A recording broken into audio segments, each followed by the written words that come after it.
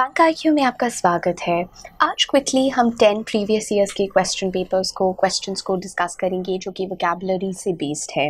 आप यहाँ पर वीडियो को पॉज कर करके हर क्वेश्चन के सही आंसर को पहले खुद सॉल्व कर सकते हैं एंड देन आप उसके सोल्यूशन को मैच कर सकते हैं। So we gonna be looking at 10 important vocab based questions जो कि आपके प्रीवियस ईयर्स क्वेश्चन पेपर से आए हैं। स्टार्टिंग ऑन यहाँ पर आपको a very similar word so crescendo शब्द है और इन चारों में से कौन सा वेरी क्लोज टू मीनिंग है शब्द क्रिशेंडो से। क्रिशेंडो शब्द का अर्थ होता है high water mark, Acme, pinnacle, zenith. तो एक तरह का जो एक्मे हो जाता है, जो पीक है किसी चीज़ की, सबसे ज़्यादा ऊंचाई पे जब आप पहुंच जाते हैं, पीक पे पहुंच जाते हैं, उसे हम क्रिशेंडो कहते हैं या हाई वाटर मार्क कहते हैं या एक्मे कहते हैं या पिनिकल कहते हैं या इसे हम जेनिथ भी कहते हैं। We also call it as zenith. So ये सारे के सारे आपके इंपॉर्टेंट सिनोनिम्स है क्रिशेंडो शब्द के। और very close in meaning is escalation. तो यहाँ पर एस्केलेशन करेक्ट आंसर हो जाता है। देखिए, डोमिनेट का अर्थ होता है किसी के ऊपर दबाव डालना, तो ये क्रिशेंडो से सिमिलर मीनिंग नहीं होगा। स्क्वांडर शब्द का अर्थ होता है पैसे को उड़ा देना या वक्त की बर्बादी कर देना, और रेवर का अर्थ होता है रिस्पेक्ट करना। So escalation is closest to the meaning over here. Escalation का भी यही अर्थ होता है कि ऊपर लेके जाना, इंक्रीज करते रहना, बढ़ाते रहना, और crescendo is the peak of an increase. So crescendo का यहाँ पर correct answer will be escalation. Esoteric, esoteric का अर्थ होता है ऐसी चीज़ जो बहुत ही थोड़े ग्रुप के लोगों के द्वारा समझी जाए, something that is understood by very few people.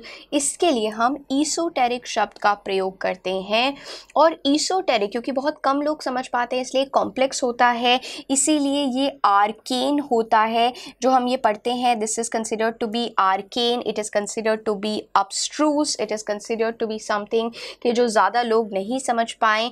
और abstruse यहाँ पर difficult, abstruse difficult to understand, complex कोई चीज़ है, मुश्किल है समझना। और ईसोटेरिक, तो ये आपको याद रखना है। देखिए, germane is not gonna be, germane intrinsic ये सही उत्तर नहीं है। रेलेवेंट कोई चीज़ हो, ये भी ईसोटेरिक का अर्थ नहीं है। So abstruse is the correct answer.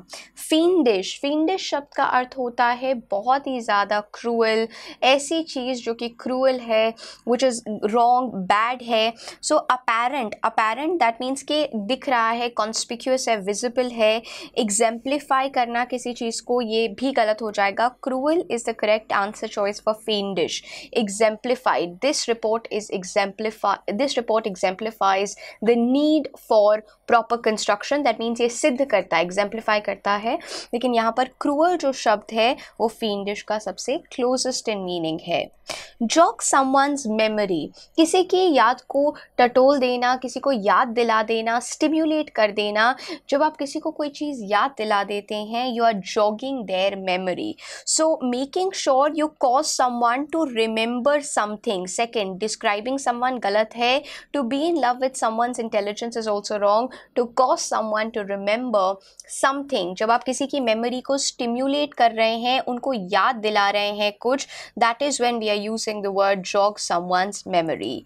B in the red का अर्थ होता है जब आप एक तरह के कर्जे के अंदर डूबे होते हैं, आप डेट में हैं, डेट में हैं, कर्जे में डूबे हुए हैं, that means you are in the red. The companies report showed that they were in the red during the quarter, that means के वो कंपनी कर्जे में थी उस क्वार्टर के लिए। टू बी वेरी एंग्री नहीं है, क्लोज टू डेथ नहीं है। बी इन द रेड का अर्थ है to be in debt. Foot the bill, foot the bill का अर्थ होता है जब आप किसी के लिए कुछ पे कर देते हैं, रकम अदा कर देते हैं। The parents footed the bill for the child's college education. Foot the bill का अर्थ होता है पेमेंट कर देना। So when you pay for something, that is when you are footing the bill. ये आपको याद रखना है। फुट द बिल या फुटेड द बिल या फुटिंग द बिल, ये इस तरह से, जिस तरह से यूसेज होगा वो चेंज होता रहेगा। सो फुट द बिल का अर्थ होता है किसी वस्तु के लिए पेमेंट कर देना। I footed the bill for the almirah that I brought this Navratra. So foot the bill to pay for something. Manipulate bill नहीं है, avoid paying little expenses नहीं है, to get good discounts नहीं है। Catch 22 Joseph हेलर द्वारा लिखी गई novel से ये फ्रेज काफ़ी ज़्यादा चर्चा में आ गया था। कैच 22 का अर्थ होता है एक ऐसी स्थिति जहाँ पर आपको दो चॉइसेस हैं और वो दोनों ही बहुत ही मुश्किल और कठिन चॉइसेस हैं। सो एक ऐसा डिलेमा जहाँ पे आप जीत ही नहीं सकते हैं। It's a no win win situation. सो एक ऐसी सिचुएशन जहाँ पर आप कुछ नहीं कर सकते हैं। आप कुछ क्यों नहीं कर सकते हैं? क्योंकि दोनों ही जो आंसर चॉइसेस आपको दिए हुए हैं, चॉइसेस जो आपको दिए हुए हैं, वो दोनों ही कठिन है, वो दोनों ही मुश्किल हैं, इसीलिए आप कुछ नहीं कर सकते हैं। क्लोज टू विनिंग लाइन नहीं है, able to achieve the target नहीं है। Catch 22 is a difficult situation और a no win win situation, या फिर एक ऐसी सिचुएशन जहाँ पर आप परिस्थितियों का कुछ नहीं कर सकते हैं। यहाँ पर आपको याद रखना एक सिनोनिम है काफकाइस्क। काफकाइस्क शब्द का भी अर्थ यही होता है। सो काफकाइस्क शब्द का भी यही अर्थ होता है कि ऐसी परिस्थिति जहाँ पर आप हेल्पलेस हैं, आप कुछ नहीं कर सकते हैं, बहुत ही डिफ़िकल्ट परिस्थिति हो जाती है। That is when we are using the word Kafkaesque और catch 22। Carry the can. Carry the can का अर्थ होता है जब आप किसी गलती का दारोमदार ले लेते हैं, रिस्पॉन्सिबिलिटी ले लेते हैं, और हो सकता है कि वो गलती आपने ना भी की हो। सो जब आप रिस्पॉन्सिबिलिटी लेते हैं किसी गलती की, और कई परिस्थितियों में आपने वो गलती की भी नहीं होती है, he had to carry the can for the delay in the submission of the project by the team. That means कि मैनेजर को सारा का सारा भुगतान भोगना पड़ा और रिस्पॉन्सिबिलिटी लेनी पड़ी क्योंकि उन्होंने डेडलाइन पे काम नहीं दिया था। सो कैरी द कैन का अर्थ है to take responsibility of some misdemeanour. Weather the storm. Weather the storm का अर्थ होता है किसी डिफ़िकल्ट परिस्थिति को फेस करना। जब आप सरवाइव करते हैं, आप सफ़र करते हैं, इंड्योर करते हैं, एक तरह से आप इंड्योर कर रहे हैं। इंड्योर करना मतलब आप सफ़र कर रहे हैं। अ पीरियड ऑफ डिफ़िकल्टी, आप एक बहुत ही मुश्किल समय को पूरी तरह से जूझ पाते हैं, सरवाइव कर पाते हैं। That means you weathered the storm. यहाँ पर स्पिन योर व्हील्स का अर्थ होता है जब आप अपने वक्त को बर्बाद कर रहे होते हैं।